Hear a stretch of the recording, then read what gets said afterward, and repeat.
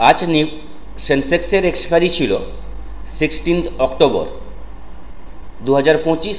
সেন্সেক্সের expiry ছিল এবং আজকের মার্কেটের র্যালি আমরা প্রত্যেকেই দেখেছি কিভাবে আজকে মুভমেন্ট করেছে। ওভারঅল প্রতিটা ইন্ডেক্সে নিফটি, ব্যাঙ্ক নিফটি, সেন্সেক্স প্রচণ্ডভাবে আপসাইডে মুভমেন্ট আমরা দেখতে পেয়েছি। ওভারঅল পুরো দিনটা একটা ট্রেন্ডি মার্কেট ছিল, positive movement, positive rally, buyer পুরো দিনটাই অ্যাক্টিভ ছিল। কোনো জায়গায় একবারও মনে হয়নি নিফটিতে অথবা ব্যাঙ্ক নিফটিতে অথবা সেন্সেক্সে যে এখান থেকে মার্কেটে কিছু কারেকশান আসতে পারে। যেটুকু কারেকশান এসছে ওটাকে কারেকশান বলা যায় না, প্রফিট বুকিংও বলা যায় না। পুরো দিন আজকে একটা ট্রেন্ডি মার্কেট ছিল। এবং কালকে শুক্রবার 17 অক্টোবর উইকলি ক্লোজিং আছে।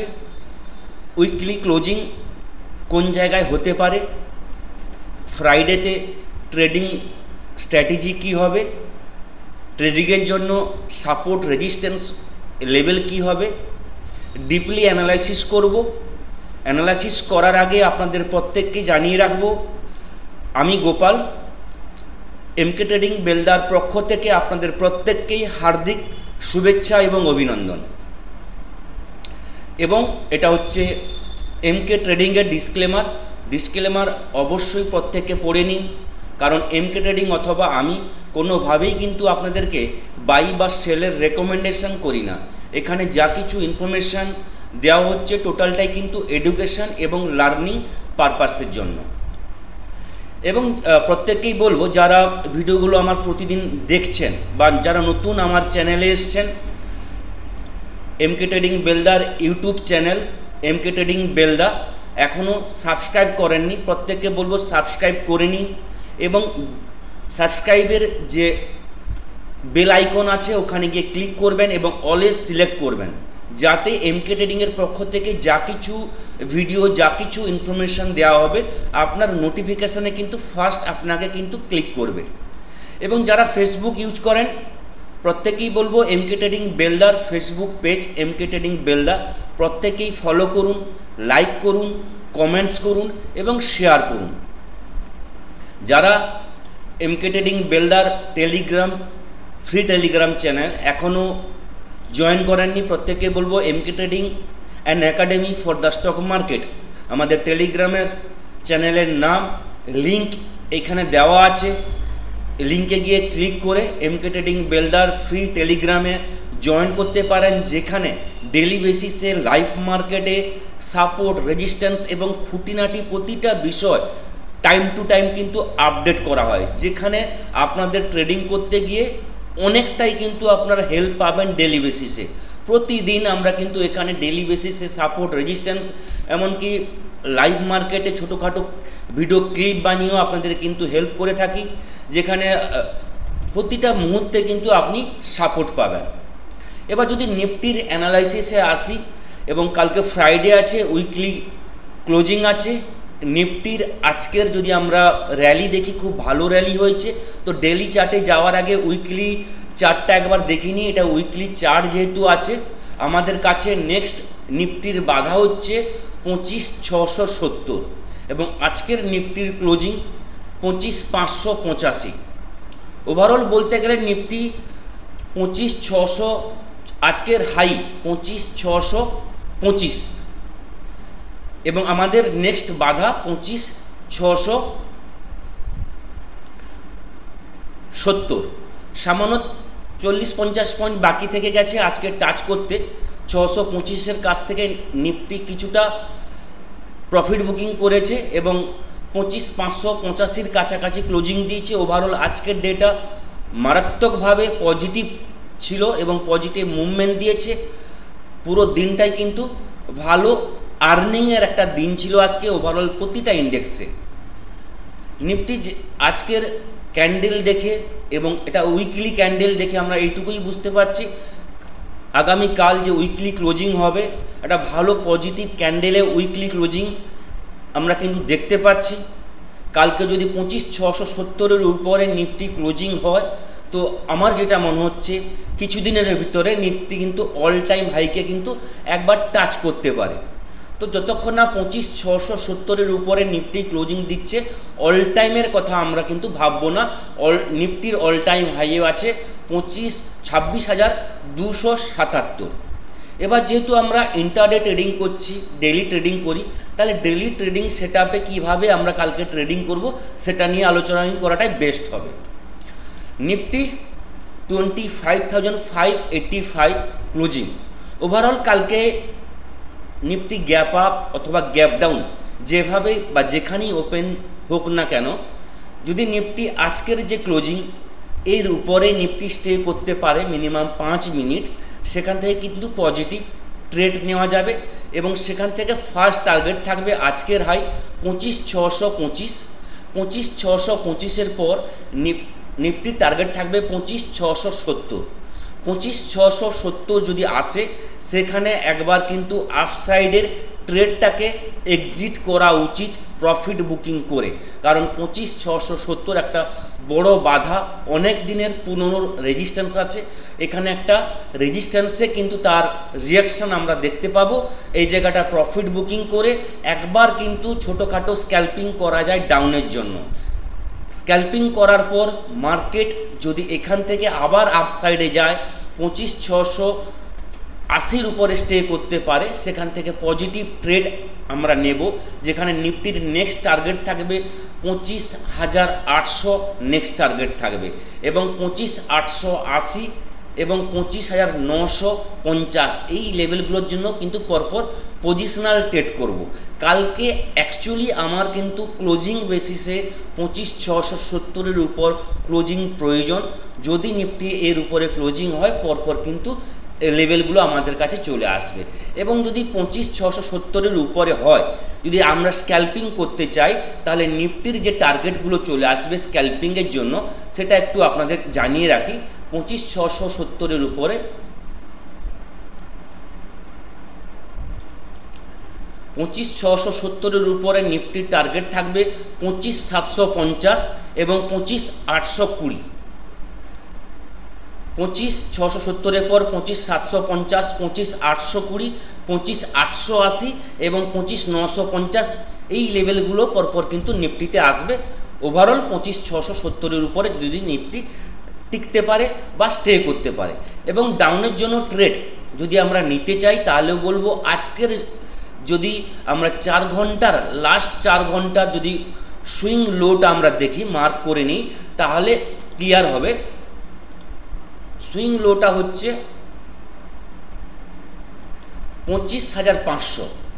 নিফটি 25,500-র নিচে যদি মিনিমাম 5 থেকে 10 মিনিট ডাউনে ট্রেড করা শুরু করে, অথবা 25,500-র নিচে কোনো ক্যান্ডেল যদি রেড ক্যান্ডেলে ক্লোজিং দেয়, সেখান থেকে কিন্তু ডাউনের জন্য আমরা ট্রেড নেব। যেখানে নিফটির টার্গেট থাকবে 25,475, 25,440, ম্যাক্সিমাম ডাউন 25,440 পর্যন্ত, 440 থেকে 450 জোন পর্যন্ত নিফটি একবার আসতে পারে। যদি 25,500 লেভেলটা ব্রেক করে যায়, তাহলে কিন্তু 25,440 থেকে 450 জন কিন্তু আসতে পারে। এখানে এলে কিন্তু আবার কিন্তু বায়ারের অ্যাক্টিভিটি, বায়ার কিন্তু এখানে কিন্তু হিউজ পরিমাণে বসে আছে। তো এই জায়গাটা কিন্তু বায়ার কিন্তু আবার ট্রাই করবে মার্কেটকে বা নিফটিকে উপরে নিয়ে যাওয়ার জন্য, যেখানে 25,500, 25,560, 25,600 লেভেলগুলো কিন্তু পরপর আসবে।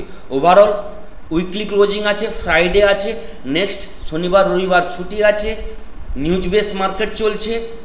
তো কোনো কিছু হোল্ড না করে প্রপারলি কিন্তু স্ক্যাল্পিং টাইপের ট্রেড করে যাবেন, যেখানে কিন্তু আর্নিংটা ভালোভাবে আসবে। এবার যদি ব্যাঙ্ক নিফটির ভিউতে যাই, ওভারঅল কিন্তু লাস্ট কয়েকদিন ধরে আমি কিন্তু ব্যাঙ্ক নিফটিতে বলে আসছি একটা ভালো মুভমেন্ট কিন্তু আসবে। সম্ভবত লাস্ট বৃহস্পতিবার শুক্রবার থেকে আমি কন্টিনিউ বলে আসছি এবং অক্টোবরের মাসের প্রথম থেকে বলে আসছি এই মাসটা কিন্তু একটা বড় গ্রিন ক্যান্ডেলে ক্লোজিং হবে। এবং লাস্ট উইক থেকে আমি বলে আসছি যে এই মাসে যে লাস্ট 8-10টা ট্রেডিং ডেজ বাকি আছে, সেখানে কিন্তু ব্যাঙ্ক নিফটির মিনিমাম 1800 থেকে 2000 পয়েন্টের একটা মুভমেন্ট আমরা কিন্তু দেখতে পাবো। আমার পুরনো ভিডিওগুলো 3-4 দিন আগেকার পুরনো ভিডিওগুলো আপনারা দেখুন, সেখানে বুঝতে পারবেন। আমি কিন্তু কন্টিনিউ বলে আসছি ডেলি বেসিসে ব্যাঙ্ক নিফটির 1800 থেকে 2000 পয়েন্টের র্যালি আছে।